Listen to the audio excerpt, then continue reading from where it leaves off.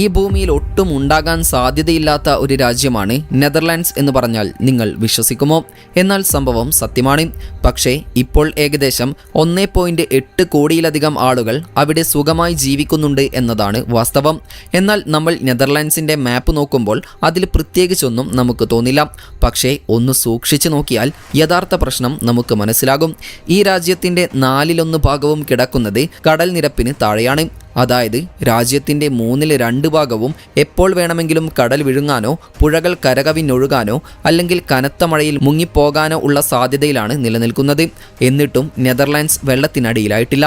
അതിനവർ ലോകത്തെ ഞെട്ടിച്ച അവിശ്വസനീയമായ ചില സ്ട്രാറ്റജികൾ യൂസ് ചെയ്യുന്നുണ്ട്.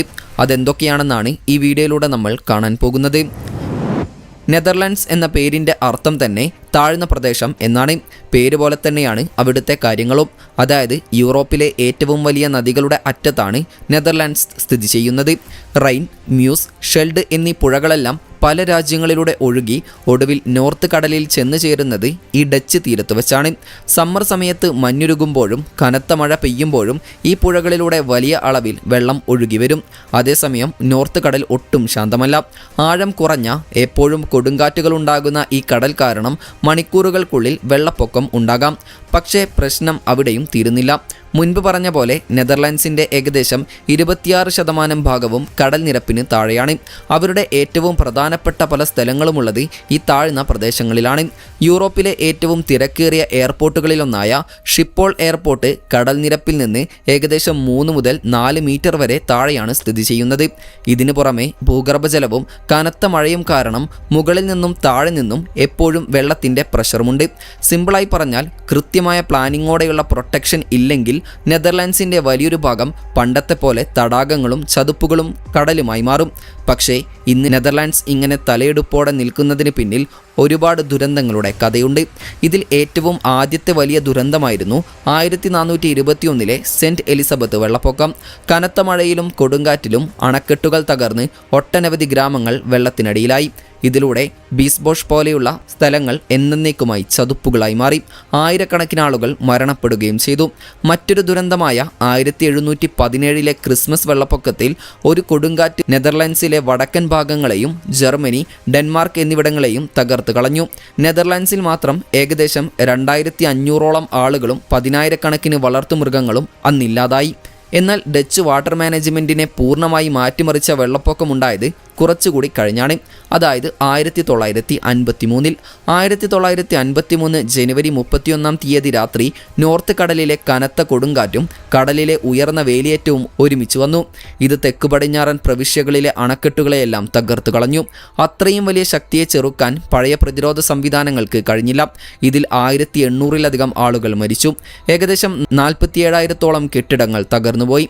ലക്ഷക്കണക്കിന് ഏക്കർ കൃഷിസ്ഥലങ്ങളിൽ ഉപ്പുവെള്ളം കയറി വർഷങ്ങളോളം കൃഷി നശിച്ചു. ഒരു രാത്രി കൊണ്ട് പല കുടുംബങ്ങൾക്കും എല്ലാം നഷ്ടപ്പെട്ടു. ഈ ദുരന്തം വെറുമൊരു ട്രാജഡി മാത്രമല്ലായിരുന്നു, അതൊരു വലിയ വഴിത്തിരിവായിരുന്നു. പരമ്പരാഗത അണക്കെട്ടുകൾ കൊണ്ട് മാത്രം ഇനി കാര്യമില്ലെന്ന് സർക്കാർ തിരിച്ചറിഞ്ഞു. പണ്ട് വെള്ളത്തിനടിയിലായിരുന്ന സ്ഥലങ്ങളിലെ വെള്ളം പൂർണ്ണമായി വറ്റിച്ച് അവർ അതിനെ ഉപയോഗപ്രദമായ ഭൂമിയാക്കി മാറ്റുകയായിരുന്നു ചെയ്തിരുന്നത്. ഈ സിസ്റ്റത്തെയാണ് പോൾഡറിംഗ് എന്ന് വിളിക്കുന്നത്. ഇതാണ് ഡച്ച് വാട്ടർ മാനേജ്മെൻറ്റിൻ്റെ ഏറ്റവും വലിയ പ്രത്യേകത. അണക്കെട്ടുകൾ കെട്ടിത്തിരിച്ച താഴ്ന്ന പ്രദേശങ്ങളെയാണ് പോൾഡർ എന്ന് പറയുന്നത്.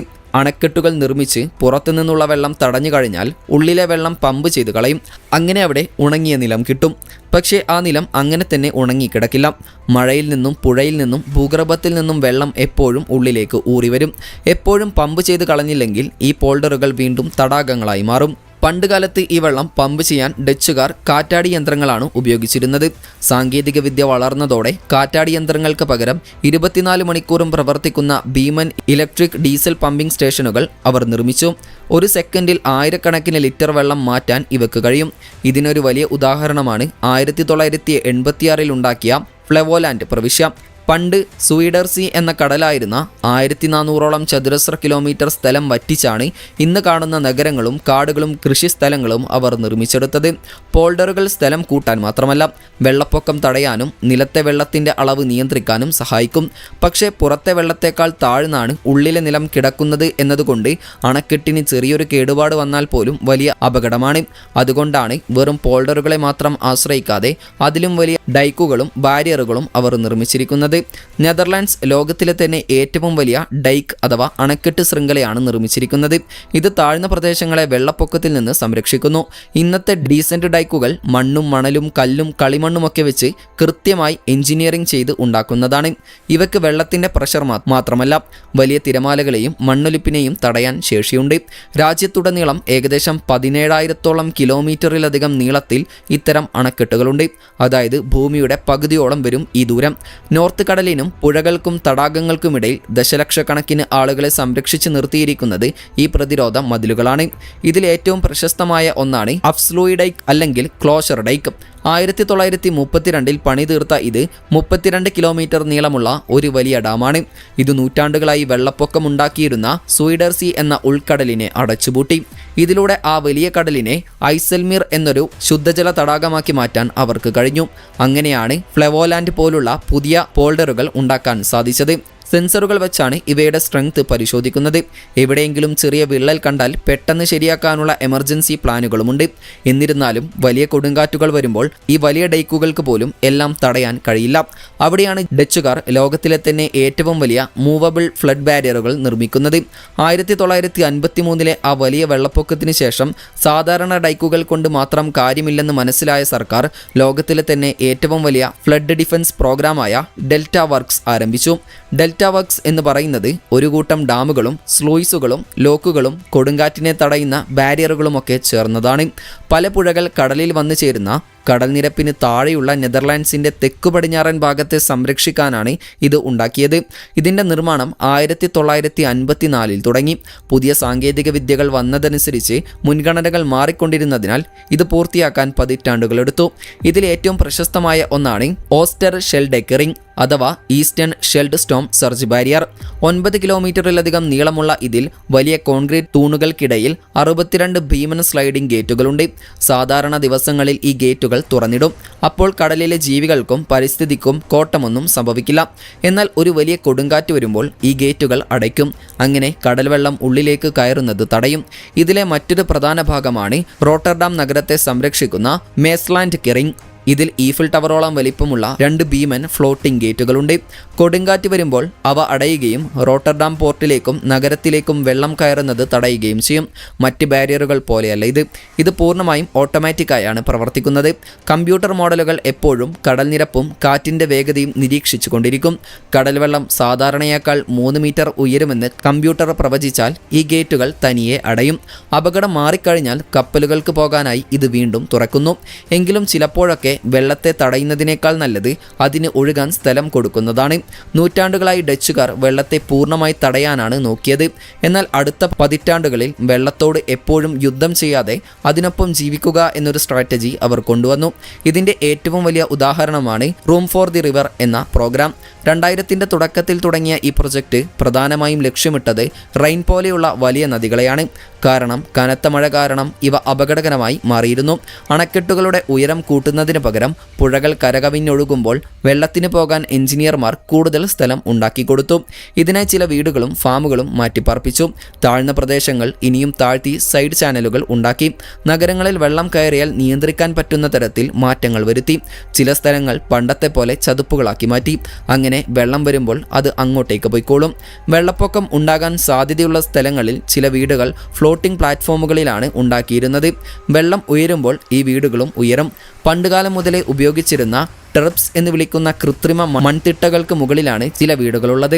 നഗരങ്ങളിലെ പാർക്കുകളും പബ്ലിക് സ്ഥലങ്ങളും വെള്ളപ്പൊക്ക സമയത്ത് വെള്ളം സംഭരിക്കാനുള്ള റിസർവോയറുകളായി മാറും. കനത്ത മഴ പെയ്യുമ്പോൾ ഈ സ്ഥലങ്ങൾ താൽക്കാലികമായി വെള്ളം ഉൾക്കൊള്ളും. അങ്ങനെ ഡ്രെയിനേജ് സിസ്റ്റം ഓവർഫ്ലോ ആകില്ല.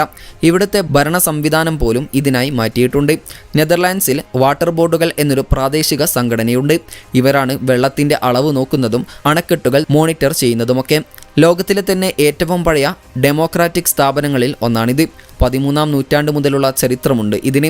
റോയൽ നെതർലാൻഡ്സ് മെറ്റീരിയോളജിക്കൽ ഇൻസ്റ്റിറ്റ്യൂട്ടിൻ്റെ കണക്കനുസരിച്ച് 20-ാം നൂറ്റാണ്ടിൽ പ്രതിവർഷം 2 മില്ലിമീറ്റർ വെച്ചാണ് കടൽ നിരപ്പ് ഉയരുന്നത്. എന്നാൽ അടുത്ത പതിറ്റാണ്ടുകളിൽ ഇതിൻ്റെ വേഗത കൂടി. കാർബൺ എമിഷൻ കൂടുന്നതിനനുസരിച്ച് 21-ാം നൂറ്റാണ്ടിൽ ഇത് ഇനിയും കൂടുമെന്നാണ് പ്രവചനം. 1/2 മീറ്റർ ഉയർന്നാൽ പോലും ഇപ്പോഴത്തെ സിസ്റ്റം വലിയ സമ്മർദ്ദത്തിലാകും. ശാസ്ത്രജ്ഞർ മുന്നറിയിപ്പ് നൽകുന്നത് പോലെ 2100 ആകുമ്പോഴേക്ക് 2 മീറ്റർ ഉയർന്നാൽ ഈ സിസ്റ്റം മുഴുവൻ മാറ്റി എഴുതേണ്ടി വരും. വരും. കനത്ത മഴ കാരണം പുഴകളിലും വെള്ളപ്പൊക്കം കൂടും. ജർമ്മനിയിലും സ്വിറ്റ്സർലാൻഡിലും മഞ്ഞുരുകുന്നതും കനത്ത മഴ പെയ്യുന്നതും കാരണം റൈൻ, മ്യൂസ് പുഴകളിലൂടെ കൂടുതൽ വെള്ളം വരുന്നുണ്ട്. ഇത് നിലവിലെ പ്രതിരോധങ്ങളുടെ പരിധിക്കപ്പുറമാണ്. ഡച്ചുകാർക്ക് ഈ റിസ്കിനെ കുറിച്ച് കൃത്യമായ ബോധ്യമുണ്ട്.